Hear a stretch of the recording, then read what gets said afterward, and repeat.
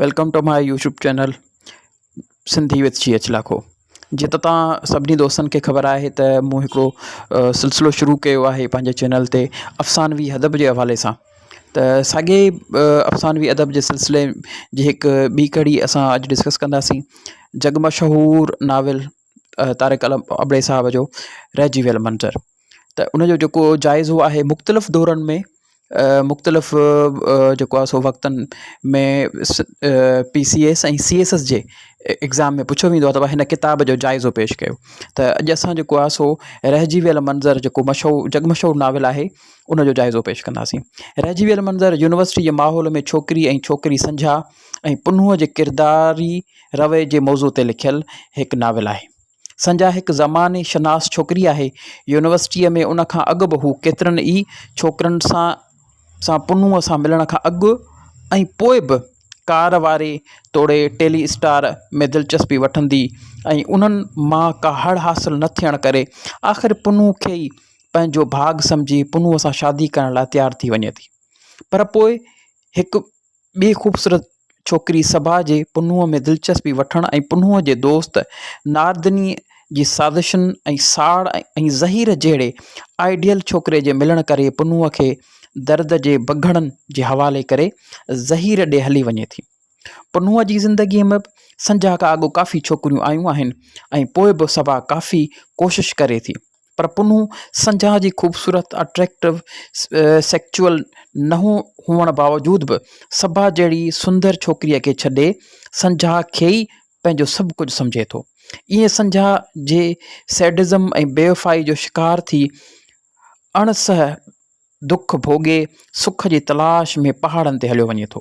हूअं नाविल में ॿिया बि अहम ऐं गैर अहम किरदार आहिनि, पर नाविल उन्हनि मिड़नी ॿुधायल किरदारनि ते ई जुड़ियल आहे। उन्हनि मां बि ख़ासि करे किरदार पुनु ऐं संझा ई छायल आहिनि। उन ख़्याल खां जेकॾहिं हिन नाविल खे पुनु ऐं संझा जे किरदारनि जी स्टडी चइजे त ग़लति न थींदो।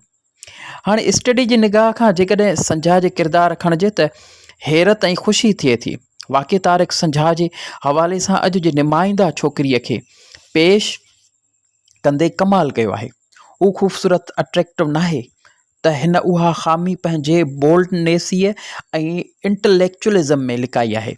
हिन जी ज़िंदगी ऐं मुहबत खां मार खाधी आहे त सैडिस थी पई आहे ऐं हर पल उन इनसिक्योरिटी जो शदीद अहसासु रहे थी।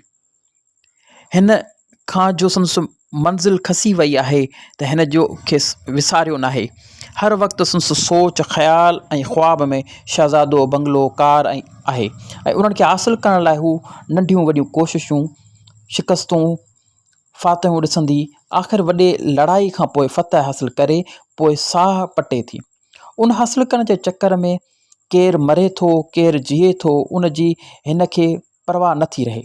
संझा जो किरदार खे ख़ूबसूरती ऐं कलाकारी सां चिटण जी असुलु ख़बर नाविल खे पढ़ण सां ई पवंदी त कीअं पल पल मौक़े ऐं महल सां किरदार जो कोल ऐं फ़ैल ऐं नफ़्सियात फिरंदी घिरंदी रहे थी।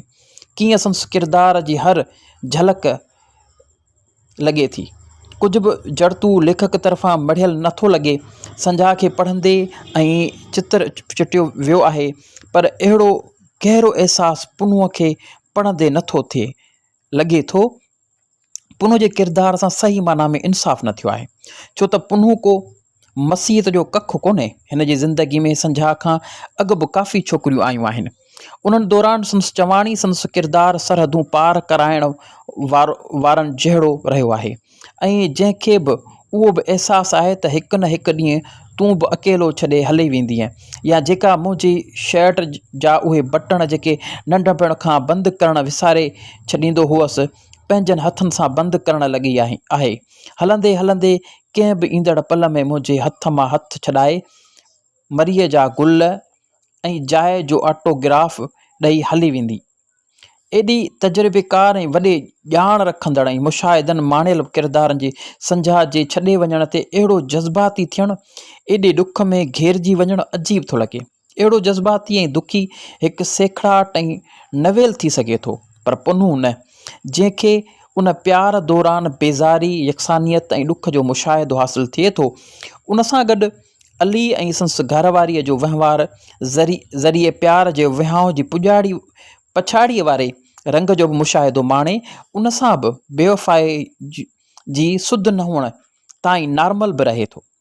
पर उन खां पोइ बि हिन जो जज़्बाती थी वञणु, संजाह खे घुराइण ऐं पाण सां मुहबत जो इज़हार लाइ इलाज करण ऐं आख़िर में पाण सुठनि आशिकनि में शुमार करण लाइ संजाह खे आख़िरी मुलाक़ात जे सदके स्कूटर ते घर छॾे अचणु, उहो सभु पुनू जहिड़े किरदार जे हवाले सां ठीकु नथो लॻे। जे तारिक खे पुनू जे किरदारु ईअं ई खणणो हो त हिन खे पुनूअ खां संदसि समूरी ॼाण, मुशाहिदा, तजुर्बा खसणु घुरिजनि हा। पोइ पुनू मुंड खां पछाड़ीअ ताईं जस्टिफाइड थिए हा। बाक़ी पुनू जे आख़िर में एतिरो दुखी ऐं जज़्बाती थियणु हिकु नाकाम आशिक़ बजाए अॼु जे माण्हू जे वजूद खे बेवजूद बणाइण, उन जी बेइज़ती जो अहसासु ऐं उन खे पातालनि में केराइण जे करे मछिरजी ऐं जज़्बाती थियण जे हवाले खां खणिजे हा त न रुॻो पुनू जो किरदारु जस्टिफाइड थिए हा, पर नाविल जी अहमियत खे अञा वधाए हा। मुंहिंजे ख़्याल में तारिक वटि नाकाम आशिक़ ऐं अॼु जो माण्हू मिक्स थी विया आहिनि।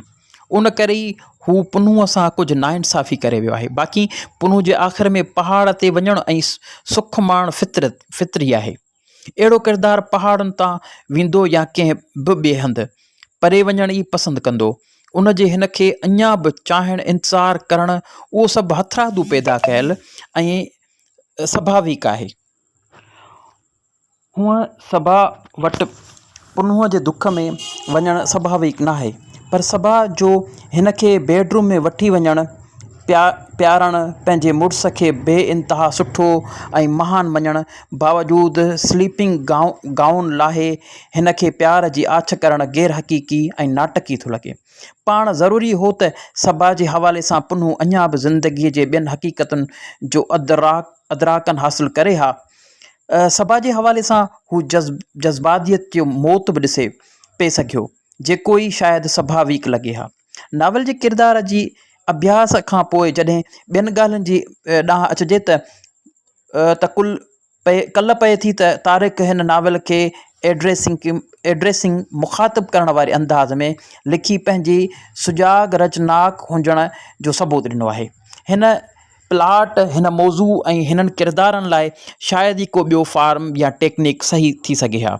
हिन अंदाज़ बि नाविल खे असराइतो बणाइण में वॾो कमु कयो आहे। ऐं जॾहिं पुनू ऐं संजा हमेशह लाइ जुदा थी वञनि था, तॾहिं डायरी ऐं ईद कार्डनि जे ज़रिए पंहिंजे नुक़्ते निगाह खे पेश करणु ख़ुदि लेखक जे बाशऊर हुअण जो सबूत आहे। उनखां पोइ पहिरियां बि पेश करे पे सघियो, पर हिन ईअं न कयो। सवाइ कंहिं हंधि ज़मनी तौरु पेश करण जे मवाद जे ख़्याल खां नाविल तमामु अहम आहे। आम तौरु असां जॾहिं बि कंहिं कथाई साहित में को मवाद पेश कंदा आहियूं त उहो मवाद वर्जायल, पारूथो ऐं ॿियनि तमामु घणनि कटियल लीको हूंदो आहे। पंहिंजो शख़्सी भोॻियल, सम्झियल ऐं हासिलु कयल न हूंदो आहे। उन करे न अदबी मुसरत हिज़ मिलंदो आहे, न वरी कंहिं ईअं अणॿुधल, अणमहसूस कयल ॻाल्हि जी का सुध पवंदी आहे। पर रहिजी वियल मंज़र सिंधी अदब जे उन बिदत खे तमामु परे खां पढ़ण सां न रुॻो महफ़ूज़ थिए थो, मुसरत मिले थी, पर घणो कुझु नओं ऐं घणनि जे अणॿुधल ऐं अणसम्झियल मिले थो, ऐं उन ई करे घणनि जे भरमनि खे धोॾींदो पिणु साबित थिए थो। ऐं उहा मुंहिंजे ख़्याल में नाविल जी ख़ूबी का घटि कान्हे। तशबीहुनि खे जेतोणीकि अॼु जे कथाई साहत में अहमियत नथी मिले जेका अॻु हुई, पोइ बि तशबीह जे पंहिंजी ख़ूबसूरती आहे। शर्त उहो आहे त लेखक उन में तख़लीक़ खां कमु वठे, हज़ारे भेरा वर्जायल ओभर तशबीहूं कतब न आणे, ऐं उन ख़्याल खां असां वटि अंगुरियुनि ते ॻणण जेतिरा लेखक कोन्हनि। रुॻो आगा सलीम, मोहन कल्पना ई आहिनि जेके जदीद हवालनि जे ख़्यालनि खां त छड़ो मोहन कल्पना ई आहे। रहिजी वियल मंज़र सां उन में तारिक जो बि इज़ाफ़ो थियो आहे। कल्पना खां पोइ तारिक ई उहो लेखक आहे जंहिं जदीद नवनि ख़ूबसूरत तशबीहूं ॾिनियूं आहिनि। संझा जा टहक कारा गुलाब जा गुल त महसूसु थियनि, जे ख़ुशि थी लॻे ॻाढ़ा गुलाब आहिनि। हू दोस्त ग्लूकोज़ जो भरियल गिलास थो लॻे, उदास फ्रस्ट्रेट छोकिरियूं फुटपाथ ते रद्दीअ में विकामजंदड़ किताबनि जहिड़ियूं थियूं लॻनि। रक़ीब वॾनि बंगलनि में पलिजंदड़ फैंसी कुता थी विया आहिनि। अहिड़ियूं ऐं ॿियूं खोड़ नयूं तशबीहूं उहो तारिकी कमाल करे ॾेखारियो आहे। आख़िर में छड़ो उहो चवंदुसि त तारिक आलम जो रहिजी वियल मंज़रु कुझु ख़ामियुनि हूंदे घणनि ख़ूबियुनि सां भरियल नावल आहे, जंहिं जहिड़ा घणी भाङे कामयाबु कुझु ॿिया बि नावल थी विया आहिनि त उन्हनि जे अभ्यास उत्हास ऐं रवायत सां सिंधी में वॾा ऐं शाहकार नावल जनम वठी सघनि था। जीअं त तव्हां दोस्तो रहिजी वियल मंज़र जो जाइज़ो तव्हांजे साम्हूं पेश कयो वियो। उमेदु आहे त तव्हांखे जाइज़ो तमामु सुठो लॻो हूंदो, छाकाणि त हीअ CSS ऐं PCS जे हवाले सां तमामु कारआमद आहे। बजाए जो तव्हां पूरो किताबु पढ़ो, पूरो नाविल पढ़ो, 4 खां 8 ॾींहं पंहिंजा सीड़ायो, उनखां बहितर आहे त हीअ 15 खां 20 मिंट जो वीडियो जेको आहे उहो ॾिसी करे तव्हां इन जो हिज़ हासिलु करे सघो था, इन जो तत्व ऐं परूड़ लही सघो था। मूंखे ॾिजो मोकिलाणी, इंशाल्लाह हिकु नए वीडियो में हिकु नए मौज़ू सां हाज़िर